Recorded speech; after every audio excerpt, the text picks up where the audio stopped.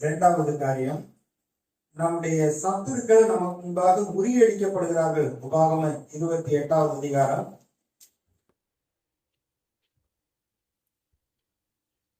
7வது வசனம். உனக்கு விரோதமாய் எழுப்பும் உன் சத்துருக்களை கர்த்தர் உனக்கு முன்பாக முறியடிக்கப்படும்படி ஒப்பு கொடுப்பார். ஒரு வழியாய் உனக்கு எதிராக புறப்பட்டு வருவார்கள், 7 வழியாய் உனக்கு முன்பாக ஓடி போவார்கள். அதாவது சத்துருக்கள் பழைய ஏற்பாட்டு காலத்துல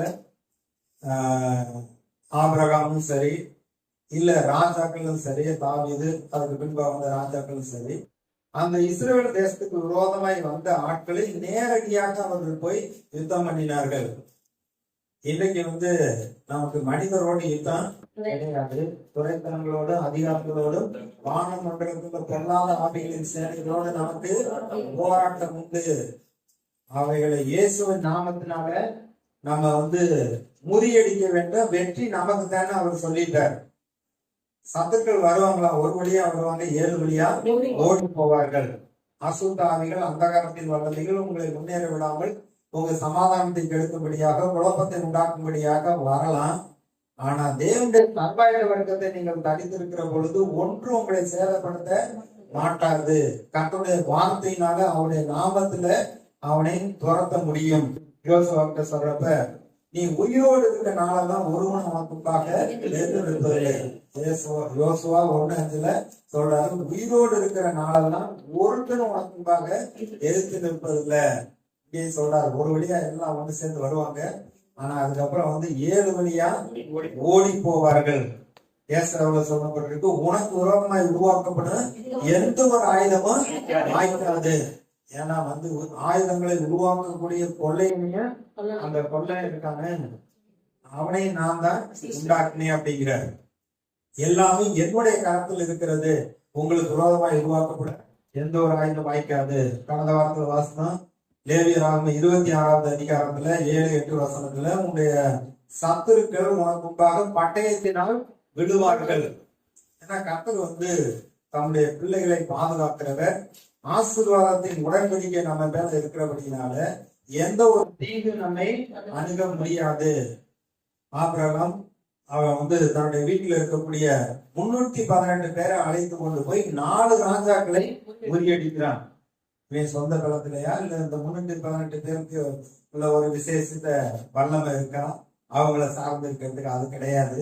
கர்த்தருடைய ஆசீர்வாதம் ஆபிரகாம் மேல் இருக்கிறது. கர்த்தருடைய உடன்படிக்கை ஆபிரகாமுக்கு இருக்கிறபடினால ஒருவன் அவனுக்காக எதிர்த்து நிற்பதில்லை என்று சொன்னது போல அவன் 4 ராஜாக்களை முறியடித்தான். கர்த்தர் ஜெயம் கொடுத்தார்.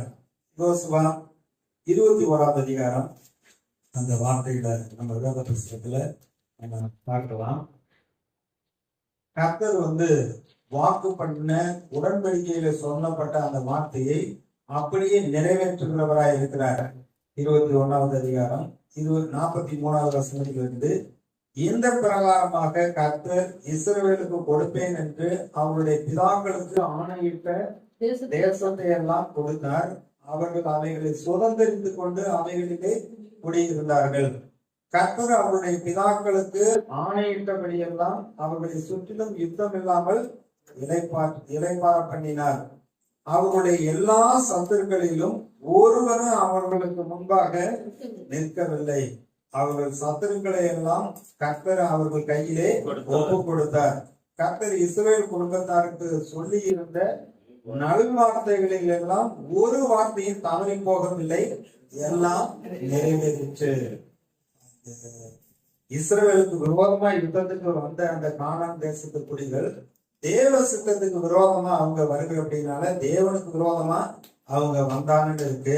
அவங்க ஒருத்தர் கூட தப்பி போகவில்லை. எல்லாரும் அங்கே யோசுவாவுடைய கையில ஒப்பு கொடுக்கப்பட்டார்கள். கர்த்தர் அவர்களுக்காக யுத்தம் பண்ணினார். இப்ப பெலிஸ்தர் சவுளுடைய காலத்துல யுத்தம் பண்ண வந்தான் அப்படின்னா அவன் யுத்தம் பண்ண சவுளுக்கு விரோதமா தான் பேசணும். சவுளுடைய அதிகாரத்தை அவன் என்னன்னா பேசி அந்த அதிகாரத்தை போகணும்னு கூட சொல்லலாம். ஆனா அவன் என்ன சொல்றான், இஸ்ரவேலின் தேவனாகிய கர்த்தருடைய நாமத்தை அவன் நிந்திக்கிறான். அப்ப அந்த யுத்தத்துல அந்த கோலியாத்து பெலிஸ்தர்கள் கர்த்தருக்கு விரோதமாத்தே அங்க யுத்தம் பண்ண வருகிறார்கள். ஆனா கர்த்தர் வந்து தாவீதை எழுப்பினார். தாவீதின் மூலமாக அவர்கள்லாம் முறியடிக்கப்பட்டார்கள். இப்ப யோசுவாவுக்கு கர்த்தர் சொன்னாரு, இந்த ஜனங்களுக்கு அந்த ஜாதிகளை எல்லாம் துரத்தி அந்த கானான் தேசம் முழுவதையும் நான் வந்து ஆபிரகாமோட உடன்படிக்கை பண்ணி அவனுடைய சந்ததிக்குன்னு நான் சொல்லி இருக்கேன். ஆகையினால அவன் எல்லாவற்றையும் உனக்கு கொடுப்பேன்னு சொன்னாரு. அப்படியே கொடுத்தார். சத்துக்கள் ஒருவரும் ஏற்று நிற்கவில்லை. எல்லாரும் முறியடிக்கப்பட்டார்கள். இன்னைக்கு தேவனை விசுவாசிக்கிற கிறிஸ்துவுக்குள் இருக்கிற நமக்கு ஆண்டவர் நமக்கு வந்து வெற்றியை கொடுக்கிறவராக இருக்கிறார். ஒன்று வந்து நமக்கு முன்பாக எடுத்து நிற்க முடியாது. தேவன் நம்முடைய பட்சத்துல இருந்தா நமக்கு விரோதமா இருப்போம் யார்? சரி, அடுத்து பாத்தீங்கன்னா மூன்றாவது, நமக்கு எந்த தேசத்தை கொடுத்தாலும் இஸ்ரவேலருக்கு கானான் தேசத்தை கொடுத்தார். இன்னைக்கு நீங்க எந்த ஊர்ல வேணாலும் இருக்கலாம், எந்த பட்டணத்துல வேணாலும் இருக்கலாம், எங்க இருக்கிறீங்களோ அதுதான் உங்களுடைய தேசமா இருக்கிறது. அந்த இடத்துல கர்த்தர் வந்து உங்களை ஆசீர்வதிக்க வல்லவராக இருக்கிறார். உபாகமம் 28:8 வசனம் சொல்லப்பட்டிருக்கு, கர்த்தர் உன் களத்திகளிலும் நீ கையிட்டு செய்யும் எல்லா வேலையிலும் உனக்கு ஆசீர்வாதம் கட்டளையிடுவார். உன் தேவனாகிய கர்த்தர் உனக்கு கொடுக்கும் தேசத்திலே உன்னை ஆசீர்வதிப்பார். போன் பண்ணுவாரு, நாங்கெல்லாம் கிராமத்துல இருக்கேன், நீங்க டவுன்ல இருக்கீங்க, உங்களுக்கு என்ன குறைச்சு, உங்களுக்கு எல்லாமே உங்களுக்கு கிடைக்கும். நாங்களே கிராமத்துல கஷ்டப்படுறோம். கிராமத்துல இருந்தாலும் கர்த்தர் தான் தெய்வம், டவுன்ல இருந்தாலும் கர்த்தர் தான் தெய்வம். அவருடைய ஆசீர்வாதம் தான் நமக்கு நன்மையை கொண்டு வரக்கூடியதா இருக்கிறது. அதான் உபாகமம் 28 3 வசனம் பாருங்க, நீ பட்டணத்திலும் ஆசீர்வதிக்கப்பட்டிருப்பாய், வெளியிலும் ஆசீர்வதிக்கப்பட்டிருப்பாய், போகையிலும் ஆசீர்வதிக்கப்பட்டிருப்பாய், வழியிலும் ஆசீர்வதிக்கப்பட்டிருப்பாய். கிராமத்துல இருந்தாலும் பட்டணத்துல இருந்தாலும் கர்த்தர் தான் நம்மை ஆசீர்வதிக்கிறவர். நாம் கையிட்டு செய்யக்கூடிய வேலைகள்ல ஆசீர்வாதத்தை கட்டளையிடுவார். பட்டணத்துல இருக்கிறவங்க அதுக்கேற்ற மாதிரி கம்ப்யூட்டர்ல ஒர்க் பண்ணுவாங்க, இல்ல வேற பிசினஸ் பண்ணுவாங்க. கர்த்தர் வந்து அதுல ஆசீர்வாதத்தை கட்டளையிடுகிறார். இல்ல கிராமத்துல இருக்கிறோமா, ஆடு இருக்கு, மாடு இருக்கு, இல்ல விவசாய நிலம் இருக்கு அப்படின்னா அதையும் வந்து ஆசீர்வதிக்கிறவர். அதனால ஆசீர்வாதத்தை கர்த்தர் தான் நமக்கு கொடுக்கிறவரா இருக்கிறார். கர்த்தர் வந்து ஆபிரகாமை அழைத்தார், அவனை ஆசீர்வதித்தார். ஆதியாகமம் 13 இந்த லோத்து அவனுடைய சாவுடைய குமாரன் ஆபிரகாமோடு வந்தபடினால ஆபிரகாமுக்கு கொடுக்கப்பட்ட அந்த ஆசீர்வாதம் பாருங்க லோத்துக்கும் வருகிறது. அவனுக்கு திரளான ஆடு மாடுகள் பெறுகிறது. 2 பேரும் ஒன்றாக குடியிருக்க முடியாத அளவிற்கு, பூமி தாங்கக்கூடாத அளவிற்கு அவங்களுக்கு ஆஸ்தி அவ்வளவு மிகுதியா இருந்தது. அப்ப ஆபிரகாம் அழைத்து லோத்தை கூப்பிட்டு, நீ வடக்க போனா நான் தெற்க போறேன், நீ கிழக்க போனா நானு மேற்க போறேன், நீ தேசம் முழுவதும் இருக்கு, நீ எந்த பக்கம் போகணுமா நீ போ, நம்ம சகோதரன் நமக்குள்ள சண்டை வேண்டாம். அப்போ உடனே அவன் கண்களை ஏறெடுத்து பார்க்கிறப்ப யோர்தான், அதாவது சோதோம் குமார பட்டணம், அந்த யோர்தான் நதிக்கு அங்கிட்டு இருக்கிறதுல ரொம்ப செழிப்பா இருந்திருக்கு. அவன் கண்களை ஏறெடுத்து பார்த்து அந்த சோதோம் குமார பட்டணத்து பகுதியை தேர்ந்தெடுத்து கொண்டான். நீர்வளம் பொருந்தியதா இருக்கிறது. அது கர்த்தருடைய தோட்டத்தை போலவும் எகிப்தை போலவும் இருந்ததுன்னு சொல்லப்பட்டிருக்கு. அதை தெரிந்து கொண்டு அவன் போனான். ஆனா இருக்கிற இடத்துல கர்த்தர் வந்து ஆபிரகாம் கிட்ட என்ன சொல்றாரு? ஆதியாகமம் 13 14 வசனத்திலிருந்து, அவன் செழிப்பான பகுதியை தேர்ந்தெடுத்து அந்த லோத்து போய்விட்டான். 14 வசனம், லோத்து ஆபிரகாமை விட்டு பிரிந்த பின்பு கர்த்தர் ஆபிரகாமை நோக்கி, உன் கண்களை ஏறெடுத்து நீ இருக்கிற இடத்திலிருந்து வடக்கேயும் தெற்கேயும் கிழக்கேயும் மேற்கேயும் நோக்கி பாரு. அவன் நீர்வளம் பொருந்திய இடத்தை தேர்ந்தெடுத்து போயிட்டான். கர்த்தர் வந்து சொல்றாரு, நீ இருக்கிற இடத்துல இருந்து 4 திசையை நோக்கி பாரு. நீ பார்க்கிற இந்த பூமி முழுவதையும் நான் உனக்கும் உன் சந்ததிக்கும் என்றைக்கும் இருக்கும்படி கொடுத்து, உன் சந்ததி பூமியின் தூளை போல பெருக பண்ணுவேன். ஒரு பூமியின் தூளை எண்ணக்கூடுமானால் உன் சந்ததியும் எண்ணப்படும். நீ எழுந்து தேசத்தின் நீளமும் அகலமும் அம்மட்டும் நடந்து திரி, உனக்கு அதை தருவேன் என்றார். அப்பொழுது ஆபிரகாம் கூட பெயர்ந்து கூடாரத்தை பெயர்த்து கொண்டு போய் எபிரோனில் இருக்கும் அம்ரேலின் சமபூமியிலே சேர்ந்து குடியிருந்து அங்கே கர்த்தருக்கு ஒரு பணிபிடத்தை கட்டினான். இந்த ஆபிரகாமுடைய ஒரு நல்ல ஒரு என்ன ஒரு அவனுக்குள்ள வந்து ஒரு தாகம், ஒரு வாஞ்ச, கர்த்தர் வாக்கு பண்ணி இருக்கிறார், கர்த்தர் அழைத்திருக்கிறார், கர்த்தர் ஆசீர்வாதத்தை கட்டளையிட்டு இருக்கிறான்னு சொல்லி எங்கெல்லாம் போய் குடியிருக்கிறானோ அங்க கர்த்தருக்கு ஒரு பலிபீடத்தை கட்டி கர்த்தரை அவன் தொழுது கொள்ளுகிறான்.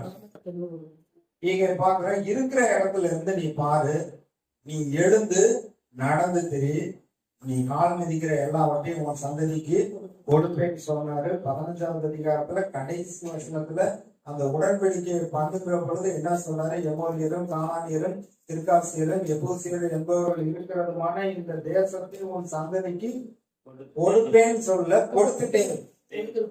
அங்க நான் கொடுப்பேன், நீ நடந்து திரி, கண்ணுக்கு எவ்வளவு தூரம் பாக்குறியா அவ்வளவு தூரத்துக்கு நீ நடந்து திரி, உன் சந்ததி கொடுப்பேன்னு சொன்னாரு.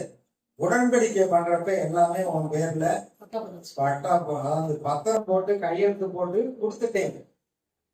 அப்போ உன் பேர்ல பத்திரம் முடிஞ்சிருச்சு, இன்னும் நீ போய் அதை பூரா சுதந்திரித்துக் கொள்ள வேண்டும் அப்படிங்கிற அளவுக்கு கர்த்தர் சொல்லி இருக்கிறார். அப்ப என்ன அப்படின்னா, நம்ம எந்த இடத்துல இருக்கிறோமோ இருக்கிற இடத்துல இருந்து தேவன் நமக்கு வைத்திருக்கிறதை, நம்ம ஆண்டவருடைய வைத்திருக்கிற ஆசீர்வாதத்தை அவருடைய சுத்தத்தை நோக்கத்தை புரிந்து கொண்டு நம்ம செயல்பட ஆரம்பிச்சிட்டோம்னா எல்லாமே நம்முடைய வாழ்க்கையில படிக்கக்கூடியதா இருக்கிறது. அவர் ஆசீர்வாதத்தை கட்டளையிடுகிற தேவன்.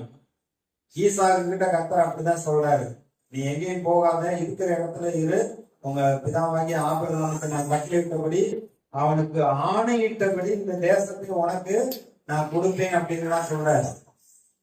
யாக்கோபுகிட்டையும் சொல்றாரு, அவன் தன் உயிரை காப்பாற்றும்படியா தன்னுடைய வீட்டை விட்டு மாமா வீட்டுக்கு போகிறான். போற வழியில ஒரு கண்டு எடுத்து வச்சு தலையணையாக வைத்து படுத்திருக்கிறான். அந்த கட்டு அவனோடு பேசுகிறார், நீ படுத்திருக்கிற அந்த பூமி முழுவதையும் உன் சந்ததிக்கு கொடுப்பேன். அவர் கர்த்தர் மாறாதவர். ஆதியாகமத்துல என்ன சொன்னாரோ அதைத்தான் ஒவ்வொரு பரிசுத்தவான்களிடத்துல அதைத்தான் உடன்படிக்கையை நிறைவேற்றும்படியாக மனிதர்களிடத்துல சொல்லிட்டே இருக்கிறார். நீங்க ஆசீர்வாதமா இருக்கணும், நீங்க ஆளுகை செய்யணும், நீங்க அந்தஸ்து உள்ளவர்களாக இருக்க வேண்டும். இஸ்ரவேல் மக்கள் கர்த்தருடைய ஜனங்கள் எங்கேயும் போய் அடிமைத்தனத்துல கிடக்கக்கூடாது, சாகுற வரைக்கும் அடிமையா இருக்கக்கூடாது. வனாந்தரத்துல அவ்வளவு பேர் இறந்தாங்க அப்படின்னா அவருடைய அவிசுவாசனாலதான் அவங்க இறந்தார்கள். விசுவாசித்த அந்த யோசுவாவும் காலேபும் அந்த தேசத்தை போய் சுதந்திரித்துக் கொண்டார்கள். இருக்கிற இடத்துல நம்முடைய கண்களை ஏறெடுத்து பார்க்க வேண்டும். கடவுள் எனக்கு என்ன வைத்திருக்கிறார், என்னுடைய குடும்பத்திற்கு என்ன வைத்திருக்கிறார், எனக்கு என்ன காரியங்களை சொல்லி இருக்கிறார் என்று அதை விசுவாசித்து செயல்பட வேண்டும். ஏதோ அந்த பூமியில பிறந்தேன், ஏதோ வாழ்க்கையை ஓட்டிட்டு அப்படியே நான் பரலோகம் போனா போதும் அப்படின்னு இல்ல. பின் சந்ததிக்காக கர்த்தரை குறித்து கர்த்தருடைய ராஜ்யத்தை குறித்து அறிந்து கொள்ளும்படியாக ஒரு சில காரியங்களை நாம் செய்து வைத்து விட்டு போக வேண்டும். எத்தனையோ பரிசுத்தவான்கள் சொந்த ஊரை விட்டு நாட்டை விட்டு சாப்பாடு ஒத்துக்காம, சூழ்நிலை ஒத்துக்காம, ஆனா கர்த்தருக்காக ஜீவனை எல்லாம் கொடுத்திருக்கிறாங்க. இன்னைக்கு வரைக்கும் ஒரு அழியாத ஒரு அடையாளமாக இருக்கிறது. ஒரு சந்ததி கர்த்தரை சேவிக்கும், அது தலைமுறை தலைமுறையாக கர்த்தருடைய சந்ததி என்று சொல்லப்படும் இருக்கு. அப்ப கர்த்தருடைய ஆசீர்வாதம் நமக்கு இருக்கு. இருக்கிற இடத்துல கர்த்தர் நம்மை ஆசீர்வதித்து நம்மை பெருக பண்ணுகிறவராய் இருக்கிறார்.